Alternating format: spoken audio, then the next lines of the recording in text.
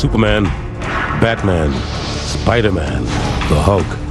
Comic book superheroes have thrilled and inspired generations of readers, while critics have dismissed them as nothing more than kid stuff. But if you go behind the mask and beneath the cape, you'll see a more complicated story. Ever since the Great Depression, superheroes have dealt with deep personal, social, and political issues.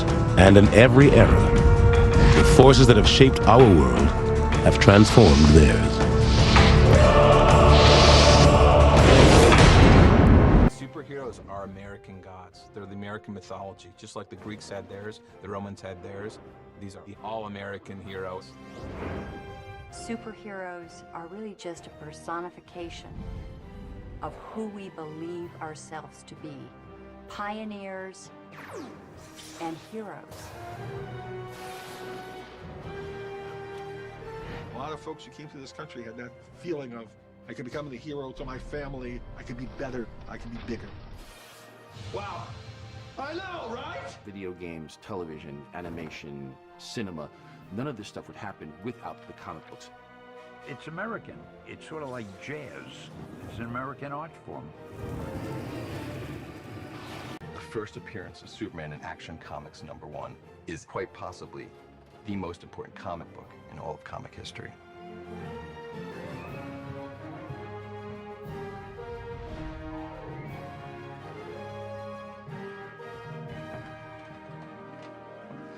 This is it, the Holy Grail of Holy Grails.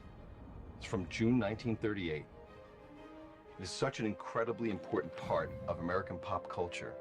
It's hard to believe that in the midst of the Great Depression, a copy could be bought for 10 cents.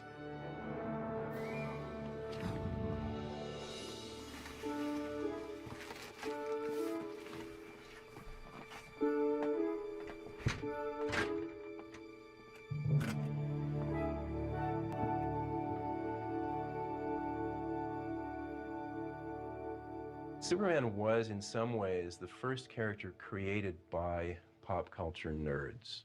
Two young Jewish boys from Cleveland, Ohio, Jerry Siegel and Joe Shuster. And they were boys who were beaten up by bullies and teased mercilessly, but they also got their revenge in Superman.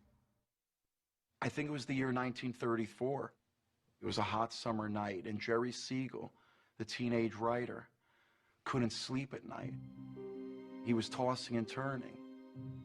He had this dream in which he kept having these flashes of a character that would become a combination of Samson and Hercules and a dozen other characters, from the Bible to the comic strips to the serials in the movie theater.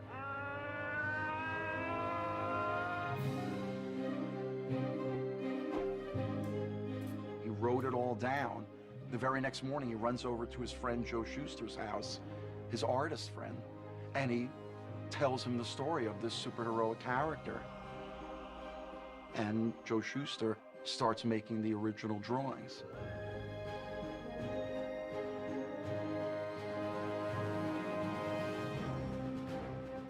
Joe Shuster was a bodybuilder and fascinated with bodybuilding magazines, fascinated with images of acrobats, the tights, the cape. You can see all that in Superman's costume.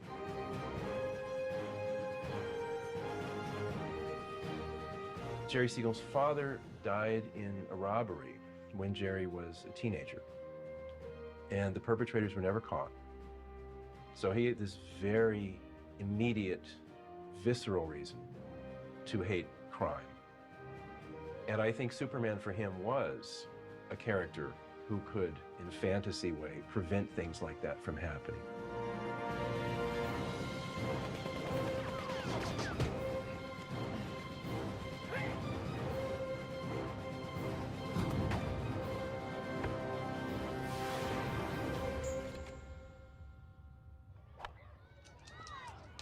Jerry Siegel and Joe Shuster came of age in the Great Depression, when newspaper syndication was at its peak. In 1935, 130 syndicates offered almost 2,000 different comic strips to millions of readers.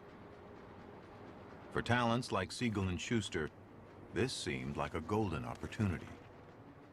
But their Superman strip was rejected again and again.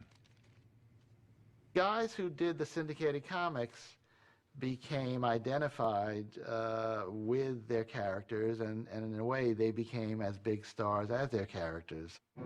Here, one of the comparative newcomers who began his strip during the gangster era. Chester Gould with Dick Tracy, and Al Cap with Little Abner. Would understand these dream people of Al Cap's imagination. These people were celebrities, very rich celebrities. This is Hal Foster. One was Hal Foster, who did Tarzan, and who eventually did Prince Valiant. Educational romances of the days of old. There was the man who did Flash Gordon, Alex Raymond, wonderful artist, and Milton Caniff, who did Terry and the Pirates. Everyone who started in my business held these artists as idols. These were the guys that really knew what they were doing, that communicated the way that we wanted to try to do.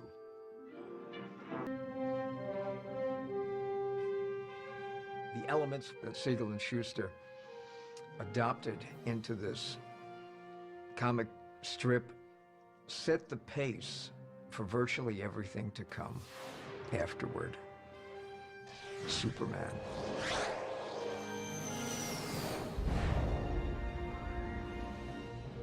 The 1930s was a time when the common man needed a champion because the forces aligned against them were so powerful.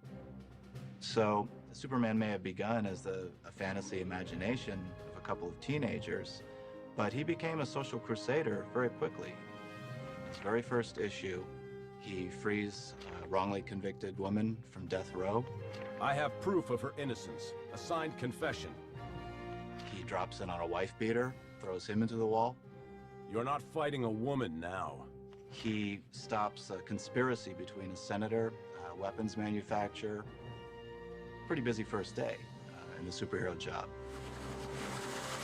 Superman! To best be in a position to use his amazing powers in a never-ending battle for true justice, Superman has assumed the skies of Clark Kent, mild-mannered reporter for a great metropolitan newspaper.